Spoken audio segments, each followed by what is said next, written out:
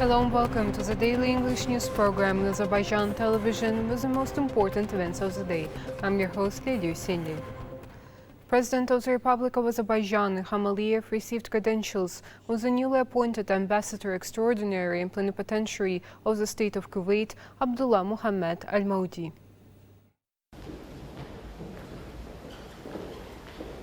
Ambassador Abdullah Mohammed Al-Maudi presented his credentials to the head of state.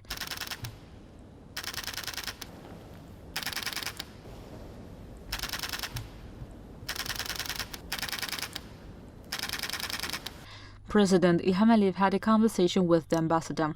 The head of state expressed hope that the ambassador would have a positive impact on the development of bilateral relations during his diplomatic mission.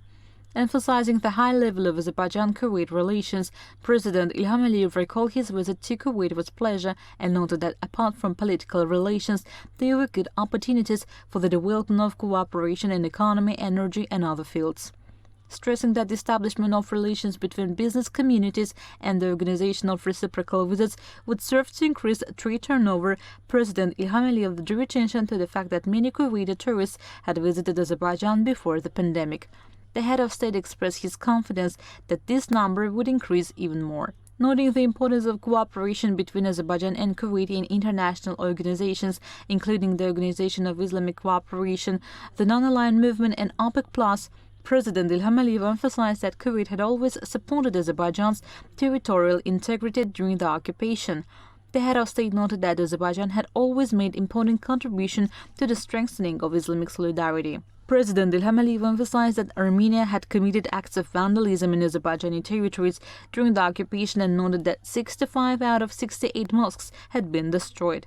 The president said Azerbaijan was carrying out large-scale restoration and construction work in the territories liberated from occupation, adding that Kuwaiti companies could also participate in this process. The president of Azerbaijan said that although almost 2 years had passed since the end of the war, provocations by Armenia were continuing. President Ilham Aliyev noted that large-scale provocation committed by Armenia on the border was aimed at hindering the peace process. Ambassador Abdullah Mohammed Al-Maudi extended greetings of the Emir of the State of Kuwait, Nawaf Al-Ahmad Al-Jabir Al-Sabah, to President Ilham Aliyev. The head of state thanked for the greetings and asked the ambassador to convey his greetings to the Emir of State of Kuwait. The head of state thanked for the greetings and asked the ambassador to convey his greetings to the Emir of the State of Kuwait. Emphasizing the high level of interstate relations, the ambassador noted that there were historical and traditional friendly relations between the two countries. Abdullah Mohammed Al-Maudi stated the importance of expanding the activities of the Intergovernmental Commission for the Expansion of Economic and Commercial Relations between the two states. The ambassador pointed to the two countries' successful cooperation within the international organization and said that he would spare no effort for further development of bilateral relations.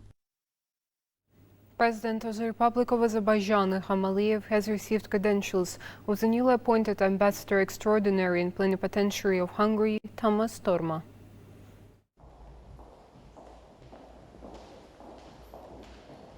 Ambassador Tamás Torma presented his credentials to the head of state.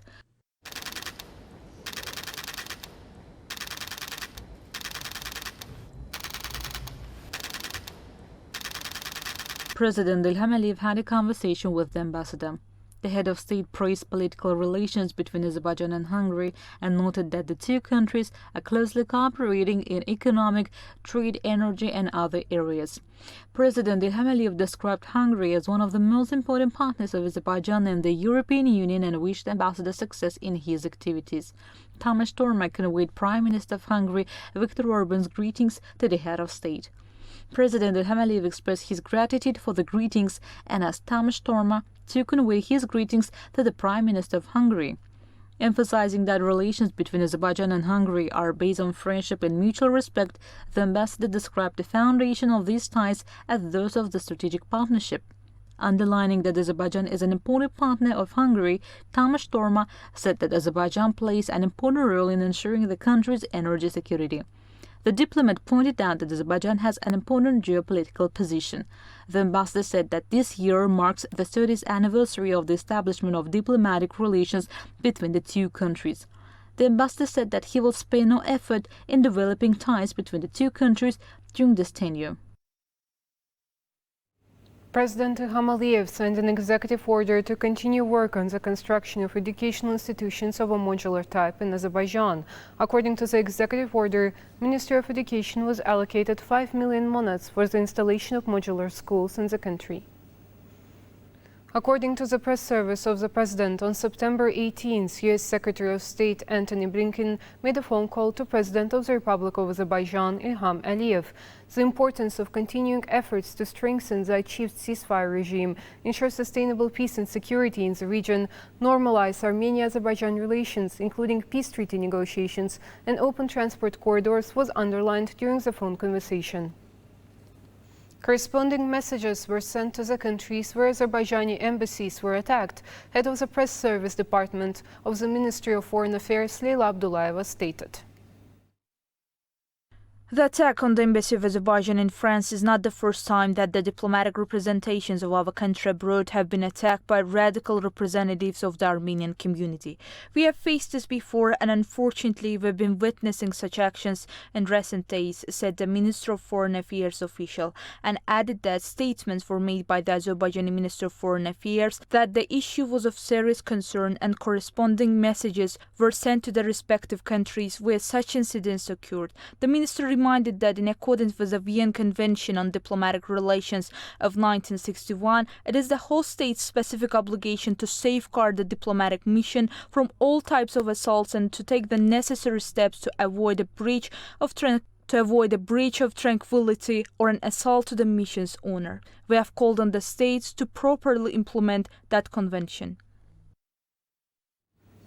The visit of the Speaker of the U.S. House of Representatives, Nancy Pelosi, to Armenia and her statements once again confirmed the opinion that she is in favor of further aggravation of the situation in the region.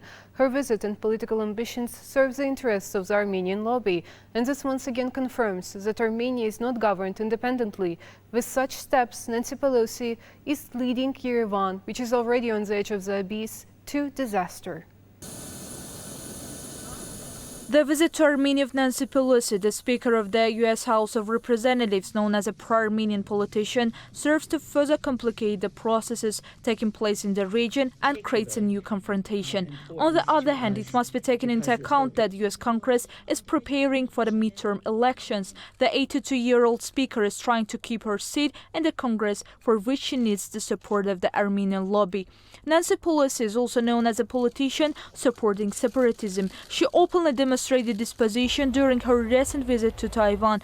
After this trip, China's relations with Taiwan deteriorated. Now, through a provocative visit and instigating speech in Armenia, she's trying to restore her country's lost prestige in the South Caucasus. But her behavior is even more damaging to faith and trust in the United States. Not only Azerbaijan, but all states of the region understand that the United States does not want to ensure peace and security in the region and is trying to prevent this. An attempt to revive the failed OEC Minsk group is a traditional policy of Armenia, always hoping for outside help, and the support of this policy by those who do not have common sense and a strategic view of the future indicates that they openly protect certain interests and there are elements of corruption here. It also shows that by inciting Armenian friends and the United States are hindering the progress of the peace agenda. Giving false promises to Yerevan, they are also trying to damage the geopolitical activities of the European Union in this direction. Nancy Pelosi and pro-Armenian politicians like her turned a blind eye to all the injustices against Azerbaijan for 30 years. And before expressing accusations against our country, today they should demand that Armenia leave 7 villages of the Kazakh region. On the other hand, if we rely on the statements of Armenian Prime Minister Nikol Pashinyan on this issue, we can conclude that the entire border zone is conditional and questionable.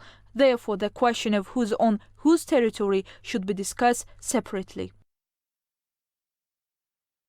The Azerbaijan Army's engineer sapper units are clearing the territories and supply roads, which were mined by sabotage groups during a large-scale provocation committed by the Armenian armed forces, the Ministry of Defense reported.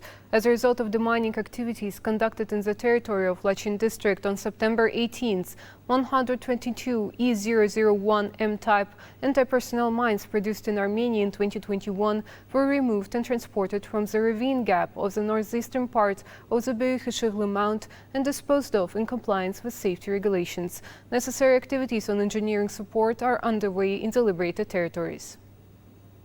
That was all for today. Thank you for being with us and see you next time.